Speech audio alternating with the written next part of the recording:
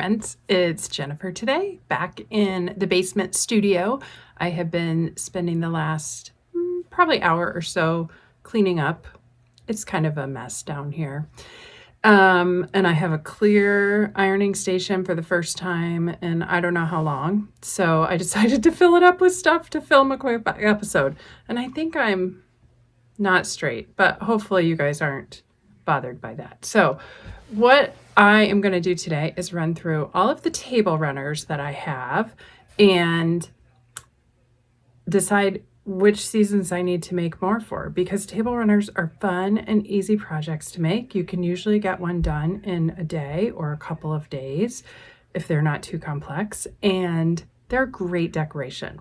I have a coffee table in my family room, and I have like a display table. It's a drop leaf table that was my grandmother's in my living room. And then I have a dining room table. So in theory, I can have 3 table runners per season, but no more. So we're going to see where I am so that as I plan my next round of quilting projects, I can decide what season I need to focus on. So here is the stack that we're going to go through. And let's jump right in. I will remember some of the patterns, but not all of them. So if there's something you see and you really want to know the pattern, please leave me a comment or send an email to me at twotallstitchers@gmail.com, and I will try to find the pattern for you. You might hear background noise. My husband's upstairs watching the Colts and the Titans play, and I think it's going in the Colts' favor right now. So you'll probably hear good noises, but if it changes, you might not. So just beware. Okay, we're going to start with the one that I just pulled off the table to bring down here, and this is a Halloween table runner. Let's see. I can get, I think, all of it in. I don't remember the pattern, but this was super easy with just charm pack squares. And then you picked a background fabric, and I used the same fabric to put a little border on and bind it. So this is number 1. This is the Halloween table runner. I have this great haunted house fabric on the back of it, and this is on my coffee table right now. So we're going to put a 1 in the Halloween column. This is kind of what started it, because I love Halloween decorations, and I was like, maybe I should make another one. And then I thought, do you already have too many? Next up is my latest finish. You haven't seen this in the regular Flosstube yet. This is the project that I made with our challenge fabric, which you see right here as the binding. And this project is from the book, The Trendy Table by Heather Peterson, Ivanka's Treasures. This is a great book. I really like Heather's projects, both quilts and table runners. She has a couple different versions of this book, and I found a lot of fun things to make. And she just does a nice job with instructions. So this one is a shortened version of this table runner, because this one winds up at like, I don't know, 60 some odd inches long, and that would be too long for my table. So I just did a shorter version with 3 flowers. We're good. And just finished this for our retreat. Maybe I'll show it this way. This will be an easier way. So I used our challenge fabric as the border and the binding, and I just quilted it in loops. That's the other thing I like about table runners, is they're quick and easy to quilt. And this one we're going to put in the spring column. Originally, I was looking for a pattern that had tulips, and I found one, but I didn't really love it. And then I found this pattern, and I found these fabrics in my stash, and I thought they went really well with our challenge fabric. So there you go. That was a fun one to make, and I'll show that again in the next Flosstube. Since we're on spring, I'll move to the next one. This is an old project. I don't think I have the pattern anymore, and I think I bought it as a kit. This is a giant Easter egg. So you used thangles to do the sections with half square triangles. Let's see if I can get it all in, almost. And then I'm pretty sure it was quilt as you go. So you just laid down one, sewed it on, flipped it, and laid down the next one. I put super thick padding in this. I don't know if you could tell. And it's a chunky table runner. So this one winds up usually on the drop leaf table because you don't have to put you don't have to eat around it and things like that. So this is going to be the first of the Easter section. I did break out spring from Easter because I will often decorate a little extra for Easter, and then I'll take that out and things will be there for the rest of spring. Did I say these are in random order? They really are in random order. The next one came out as a result several years ago. Gosh, our kids were little, so it was probably 10 years ago, and maybe it's still going on. I don't know. There was a thing that a bunch of quilt shops did over the summer where they each had a block. And I think the very first year they were all horizontal, like rectangular blocks. And people would go and you would go to the quilt shops and you would collect them and then make a quilt out of them. And if you made a quilt, you got entered in a drawing. Well, I collected a few, but I didn't ever make a quilt out of them. And they didn't really go together. So at some point, I saw someone else take one of those blocks and make a table runner with it. And I was like, well, that is brilliant. So that's where this one comes from. This was from Capital Quilts in Maryland. And this was their, everything except for the red border was in their kit. And you can see it's so fun. It's 4th of July in Washington, D.C. And I just love putting this one out every year. You know what? I just realized I didn't have a 4th of July category. So I need to add that. So this, generally my 4th of July stuff, my Patriotic, comes out Memorial Day and stays out till Labor Day. But the last few years I've been getting itchy, like the end of July, beginning of August, to switch over to like late summer stuff. So you're going to see the result of some of that. So there's my 4th of July table runner. And this one, I just love how it turned out. I also quilted this one myself. I think I probably quilted all of these. I did try and do some custom quilting in it. I think you can see the wavy lines here. There's loops and stars that are red on red.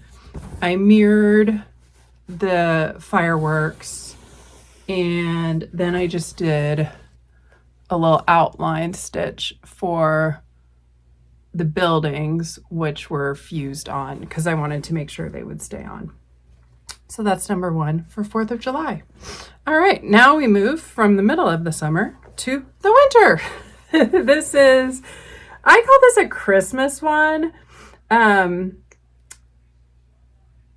It could be all winter, I think. So this is called Topsy Turvy Trees, and this is a pattern.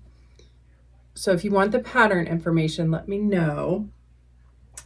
And this I made, it says on the back, at Threads of Time Retreat Center in March 2018. And I think I use a tumbler to cut these. I can't remember, or you cut a strip and then you slice them. These were all, I just pulled fat quarters from my stash because I think I just needed 4 or 5 different fat quarters and some border fabric. And you can see I quilted it with these kind of back and forth waves. And then in the trees, it's like figure eights. I like to quilt trees like figure eights. I saw that somewhere years ago.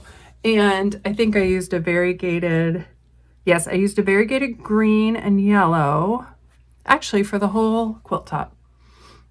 So this is, I'm going to call this one Christmas number 1 because that's typically when I put it out. Let's stick with, well, I thought I had more for Christmas and I don't see any. Okay, we'll jump to a different theme. This is one I made a long time ago. Let's see if I have any kind of label on the back of it. I do not. And I don't remember where this pattern came from, but this was a kit. I'm pretty sure I bought it at Backdoor Quilts back in the day. And I thought, what a fun table runner to put out each year on birthdays. So I backed it with some really fun kid birthday fabric, and then I quilted it with curlicues all through it. And it looks like it is a variegated red to pink thread. So this one, I think I need to call miscellaneous or other. And in all honesty, it probably doesn't get as much wear as the others. So this could, I think this could double for Christmas because of the colors for now until I have a good Christmas one. But I need to put that one somewhere so I remember to pull it out around the birthdays. The next one, I do have the pattern for this, but not handy. Oh, it's right. I wrote on the back. Look how smart I am. It's Double Wide Dresden. So this is a book, I think by me and my sister. I don't know who wrote the book. Double Wide Dresden. And I made this also in 2018. I think I didn't quilt it for a while. So the way you make these is you make these Dresden pieces and then you sew them all together. And then I think, yeah, you just applique them on to the fabric. So you can see my applique line there. And so this is 3 wide. Lean back, show you the whole thing. And I quilted this as well. I did stars inside the stars. I think I did each center differently, but then I just did diagonal lines in the white. So this one kind of echoed that center star, and this one is kind of a crazy star. And this I would put, I think, I'm trying to decide if this is a spring or a summer. I think it usually comes out in the summer, but like early summer. So I don't know, maybe I'm gonna call it spring. Next is a table runner you just saw recently. This is one that was based on Fly a Kite quilt pattern. And I made this with scraps from my stash and batiks to match my Moda Love quilt and one of my other winter quilts. So this one is super simple, and you can see the quilting much better on the back. It's the loop-de-loops back and forth. No. Yeah, back and forth. And then these are L's.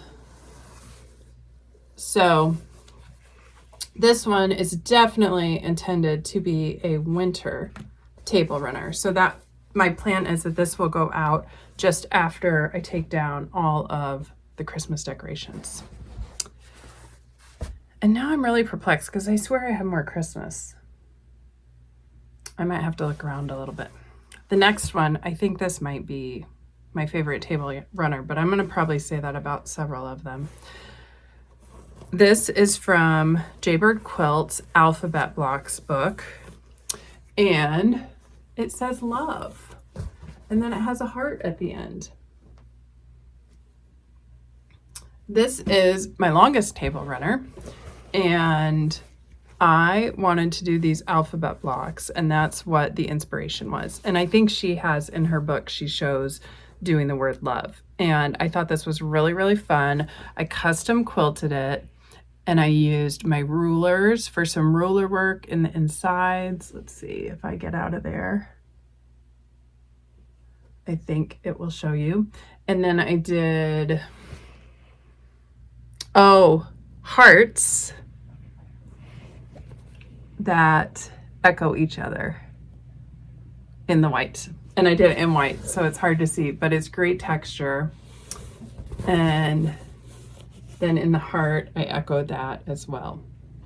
So this one clearly is a Valentine's table runner. Let's see if I wrote on the back of this one. I did not. The backing fabric is fun. This came from Lois's stash. Look at that. Could that be more perfect? But it was so long I had to add on a little pink strip to the end because it's such a long table runner. 3 to go. This one is also from the Trendy Table book.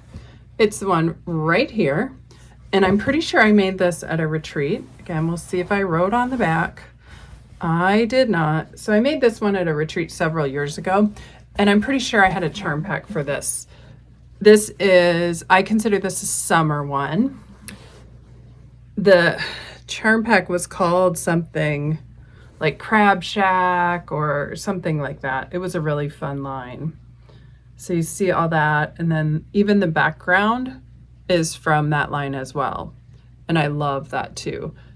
This is one of my favorites also. And this is definitely a summer one. This is one that I usually put it on a different table. And then when I take the Patriotic one down, this moves to my coffee table. So that is summer number 1, since I counted the other one as spring, although it could flex a little bit. This one I also made at a retreat, and I remember because I made 2 of them and one became a bunco prize that I gave away. This was maybe a free pattern when blogs were big and it came across a blog. These are a mini charm pack. So these are the mini charm squares and background fabric, and it couldn't be more simple of a pattern. You just, maybe it's 1.5 inches in between, and you just piece them together and piece them into rows, and you use your whole pack. Maybe you use more than that. 4 times 1, 2, 3, 4, 5, 6, 7, 8, 9, 10. So 40. No, you use your whole pack of mini charms. And this one I consider fall because of the color theme. And then I think they're like, yeah, see that one has apples in it. And I feel like it's like early fall. Look at this. These are so cute. Little sheep in that one. And there's a rooster in that one. So this is a late fall one. Backing fabric on this looks like this. And I did matchstick quilting on this one. I remember when I did it because I was kind of nervous about it. I don't remember if I did it on my long arm or on my domestic machine, but I thought, let's see how it looks. And I love the texture of this. It's so crinkly and soft. And I do definitely wash my table runners. They get little spills of usually my tea on them. You know, occasionally stuff happens on the coffee table, so they get used, washed, and loved. So that goes in the summer category. The last one that I can find, and I'm really kind of surprised because I thought I had more. The last one I can find is this one, which was another block from that quilt shop hop. And this one was from one of our Indianapolis shops. I'm pretty sure it was from Quilt Quarters at the time, and it commemorates the Indy 500.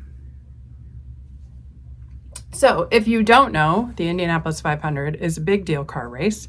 It happens every year on Memorial Day weekend, unless it rains for like 3 days and then it gets postponed. But generally it happens on Memorial Day weekend, and the racetrack is only about maybe 6 or 8 miles from my house. So from my house, we often see the planes in the flyover. We can hear when we step outside if the wind's in the right direction, the car's going. And I never thought I would be a fan of car racing. I'm generally not, but one weekend each year, we all enjoy the car races. So this one was from that shop hop. I added the 2 binding pieces. And you guys, this is amazing because Lois had this in her stash. And I was like, how am I ever going to find border pieces for this that work? Well, the black I thought would be easy, but how do I find something? And lo and behold, she had her checkerboard in her stash. She actually had 2 checkerboards. So the back, I think, is a different size than the front. Yeah, you can see there. This is a little smaller checkerboard, but there was enough of both. And this one I also kind of custom quilted. And you probably can't see it there on the gray. Let's see if I can zoom in. I did loops all around, but then I made sure that some of them were coming from the back of the car. Let's see if you can see if I hold up. I don't think you can see. I think the gray is too close, and I probably used gray thread on this, or cream, something that was very similar. But this is a very fun quilt. So this goes out during the month of May. So it's kind of summery, but it doesn't stay all summer. So we're gonna do another specialty one there. That is all that I could find.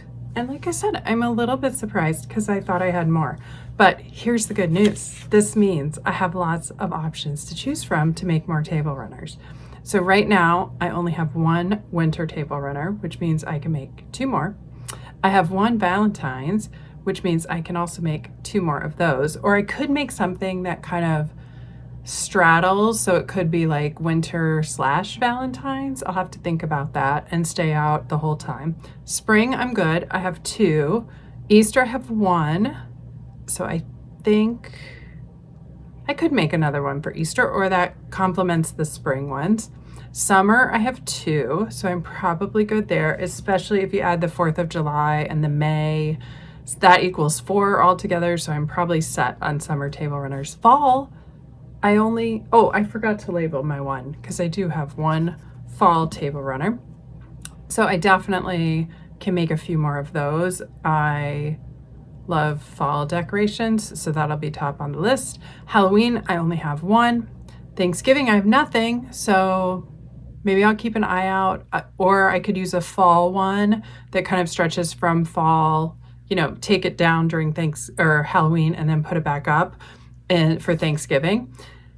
I have one Christmas one. That's the one that I think surprises me the most. And maybe I do have another one that's buried somewhere, but that means I can make some other Christmas ones. I have one 4th of July, one Memorial Day, and one other, which is that birthday one. So the good news is there's plenty of room for me to make more table runners.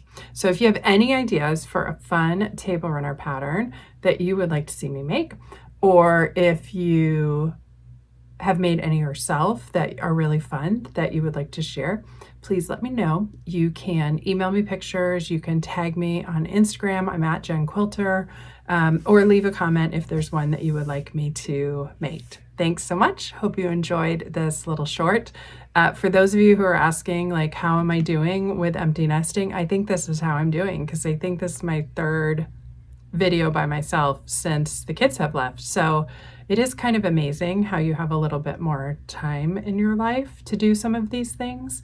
So I will continue sharing as you guys continue watching and commenting and letting me know you enjoy it. So have a great week, and let me know what you think of the table runners. Thanks. Bye.